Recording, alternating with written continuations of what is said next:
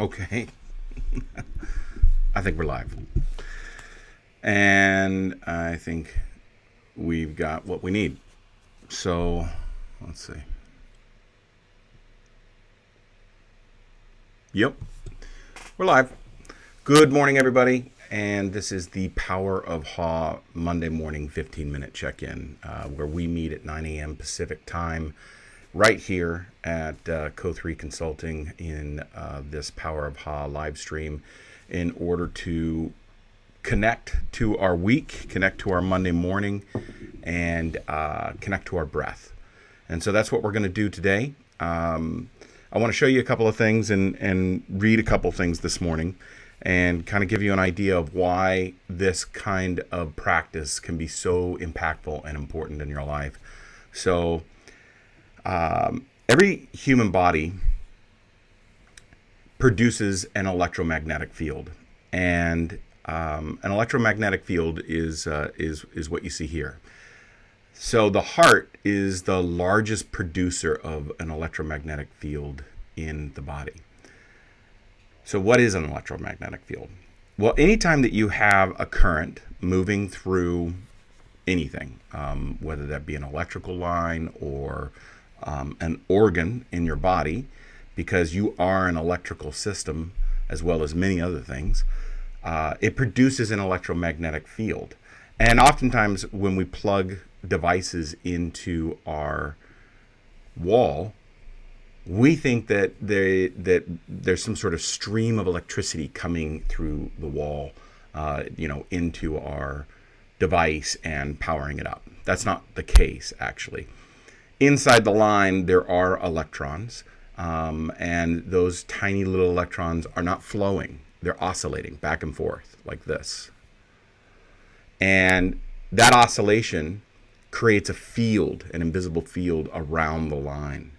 And in fact, actually, your phone is not being charged by the electrons in the line. They're being charged by the electromagnetic field that is being produced, and the plug that you're plugging into the wall and your phone is connecting to that field. It's extending that field into your phone.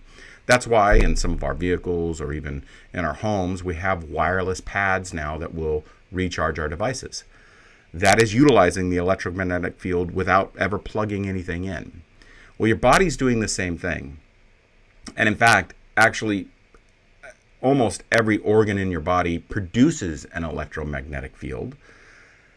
The one that people often think is the largest is the one, the electromagnetic field being produced by your brain. But that one can be measured with a device called an electrometer, about 3 inches away from your head. But the hearts can be measured a full 6 feet in diameter, as far as my arms can reach. And so that field is full of information. So let me give you an example of what I mean by information. When you utilize your mobile phone to send a text message or to make a phone call, you are connecting with a field that is being produced by the cellular tower and by your phone. Both are producing their own electromagnetic field. The cellular tower is obviously producing one that is considerably larger than the one your phone can. But as long as your phone is within the electromagnetic field of the tower, it's connected. You can make phone calls, you can download photos, you can play videos, whatever the case might be. That's how that connection works. And so information can literally be sent inside that field. Well, the same thing's happening with our heart. You see, our heart is the center of emotional attention, emotional intelligence. Our brain is the center of our logical intelligence. It's a problem solver. It's very good at problem solving. It's very good at coming up with solutions. But that's about it. It's not great at working interrelationally. It's not great at solving emotional problems. And it's not great at solving intuitive problems. That's where the other areas of our body's cognitive system come in. The heart being the next. Our heart produces this electromagnetic field that is sending out information around us. This is why when you walk past a happy event like a wedding or a birthday party, you smile, you can feel it, you can sense what's happening around you. That's why when you walk into a room and people are gossiping or rumoring, you can feel it. You can sense the negativity in the room. It's because our field is constantly transmitting our emotional state and our emotional condition. And if we tune into how that works, we can create a sense of relationship with others based off of that heart intelligence. The gut being the second area of our cognitive, or the third area of our cognitive system. The gut has over 100 million neurons, exactly like the ones that are inside your brain, which has over 1 billion neurons in it. And those neurons are the seat of our intuitive intelligence.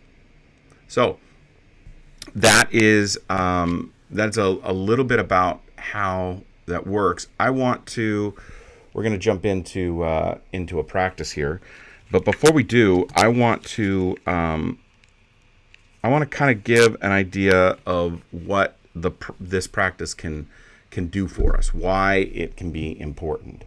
In just a second, I'm going to read a passage. I'm just getting my heart math device ready to go so that I can track my inner balance journey, and I can get an idea of,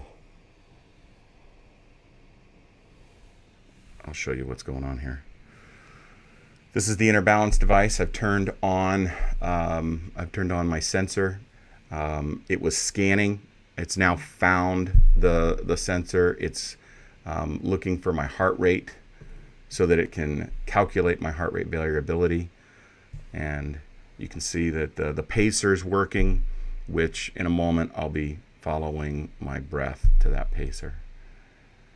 And up top, you can begin to see the line, which is the line tracking the heart rate variability, or my heart-brain coherence. And right now we're in the red, which means we're not in coherence. But we'll get back to that in just a moment. So this is from a book called Sand Talk, and it is from an Australian Indigenous scholar who is talking about Indigenous ways of being, reconnecting to our ancestral Indigenous ways of being, which every one of us have.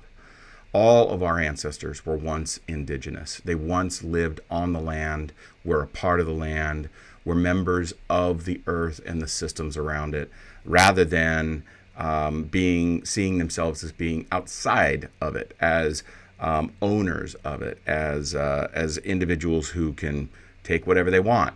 They were in a symbiotic relationship.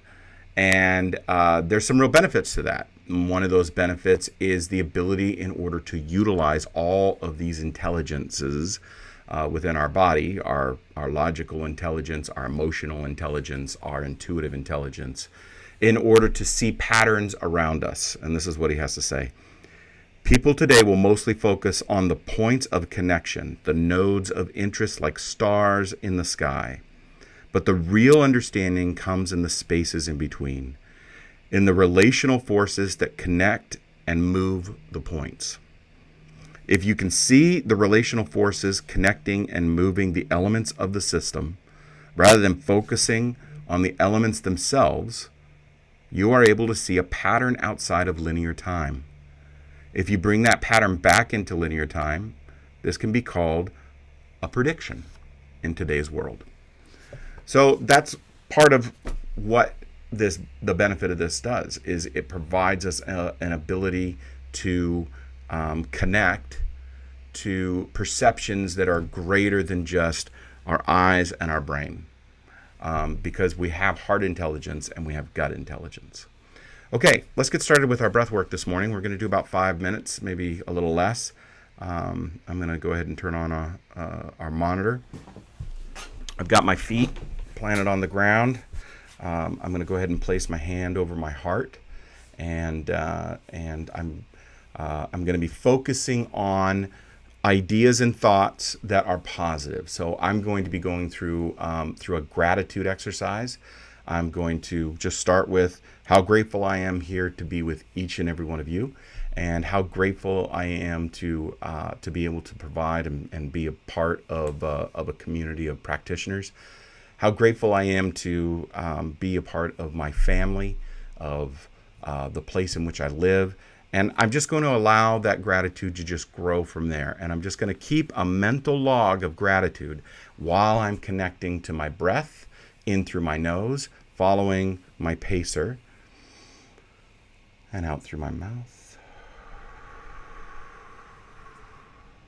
In, out,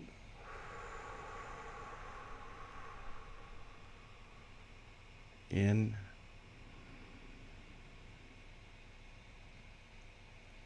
out. So that's how I'm going to connect. And I am going to play just a little music here. So here's a little source vibration, solfeggio harmonics. It helps me to connect.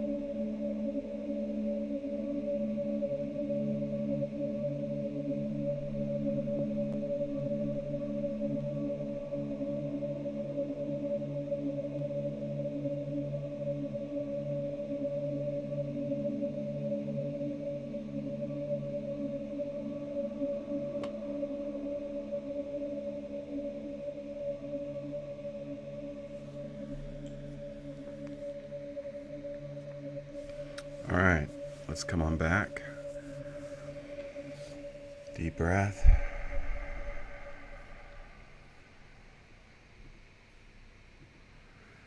All right, I'm going to go ahead and stop the monitor and choose a mood. And then we'll see how we did here. So this display gives me the information that about my session. And you can see in the upper left-hand corner the level in the purple box. It's 4 stars. So I've been doing this a little while, so it's a pretty difficult level. Basically what happens is the red, the blue, and the green lines that are moving across the monitor there change in length. The red gets longer, so it takes more to find yourself in coherence. And if we look at the bottom line in the white, that is my heart rate variability. That is the measurement of the space in between my heartbeats. It is an indicator of whether or not my heart and brain intelligence are in a coherent pattern with each other. And we can see that as we start out, we're in the red, but then we start to move up when we engage in our breath work. And one of the things that we notice as we're moving through our breath work and through the coherence patterns is that our waveform down below here in the HRV begins to smooth out. So I'm going to go back so you can see it. This is incoherent at the beginning of our session, and then as we go along, that heart rate variability begins to smooth out, and we get a coherent heart variability measurement, which is saying that my heart and my brain are syncing up. You can do the same thing with gut intelligence, simply by focusing on your gut and on intuitive ideas, positive to intuitive ideas. These intelligences are real. They're in us, and they are studied. I'm going to post in the description an article for you from the Institute of Heart Math on the study of heart-brain connection and heart intelligence. I thank you for joining me today. We're a little bit over. We'll try and keep this to 15-minute sessions exactly. So join me next week, Monday morning, 9 a.m. Pacific time, right here. Thanks so much.